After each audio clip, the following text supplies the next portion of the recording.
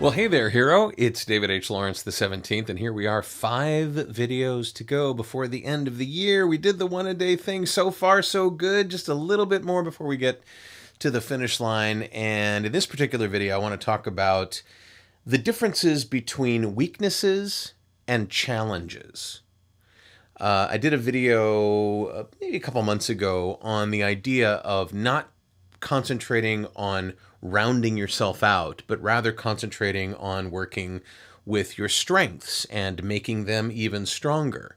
There's this notion, especially here in America, where everybody has to be like uber capable and very diverse, and especially for actors and performers, we can do anything. You want me to play a young Asian girl? Fine, I can do it, right? I mean, that's what we're trained to do.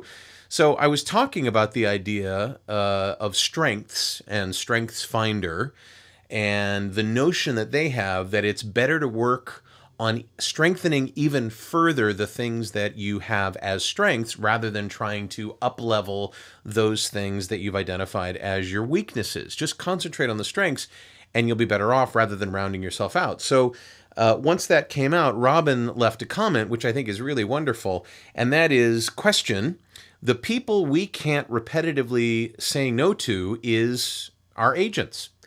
If they send us auditions to record on MP3s, how do we keep saying no to our weaknesses before they stop wanting to take chances on us or sending us any more auditions? I have booked some that I never thought I'd get and didn't book some that I was certain I would. So how do you ever know?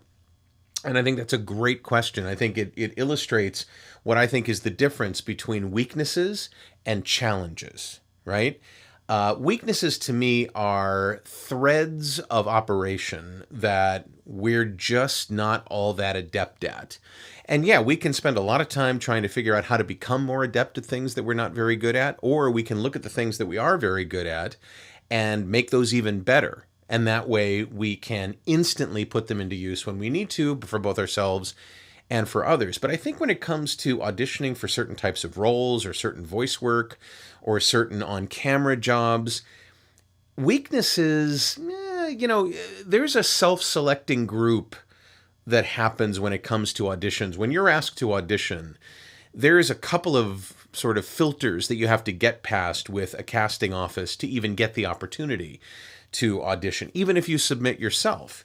And that kind of keeps us away from that area where we're just not appropriate for a particular role. That whole, 4-year-old Asian girl thing that I talked about before.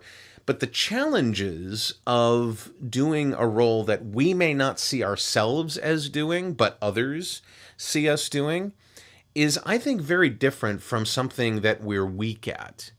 And I also think that performance techniques is a thing that we can improve, and we don't persist in being weak at certain things. If we go and study how to do, mime, or how to do commedia dell'arte, or if we go and learn how to do sword play, or all those things, those are learned techniques. And we may end up saying, I'm not very good at that.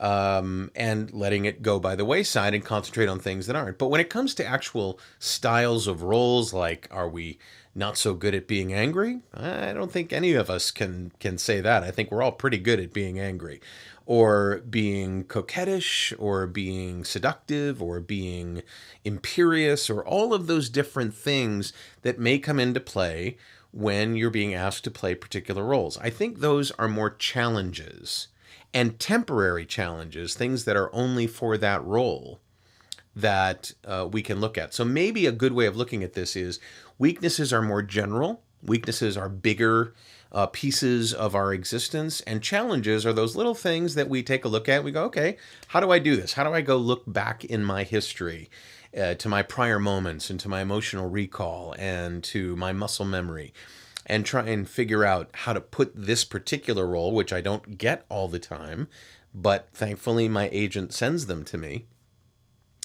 and see if we can tackle those things. It's not an ongoing thing. It's a once in a while thing. And I think, again, those are better described as challenges than weaknesses. And I also think that agents never quite want to undersell you. We think they do. we sit there and we go, why didn't they put me up for that particular role? Can't they see this? And yet they ask us to do things that we didn't think we'd be capable of doing. So know that your agent makes money when you book things. And who knows if you're able to book things, especially in voiceover, when an agent will send a script out to any one of his or her clients that has a pulse and has a possibility of actually doing some work with the script, because then they decide whether or not they're going to submit them. So, couple things, actually more than a couple of things to unpack in that question. That's why I thought it was such a good one. Thank you, Robyn. I appreciate it. How would you have answered Robyn? What are your reactions to what I came up with? I'd love to know. Just leave me a comment below this video.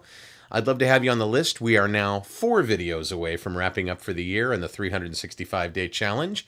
1 a day. We managed to do it so far. Let's see if we can get those last 4 in, and then we'll start with once a week in the new year. And if you're watching this sort of ad hoc, you're like, what? What are you talking about? Yeah, there's a lot of videos on the channel that you can see and in the article base on voheroes.com. But let me know your comments. I appreciate it. I appreciate it so much when you leave those comments. I'm David H. Lawrence, the 17th. I thank you so much for watching, and I will talk to you tomorrow.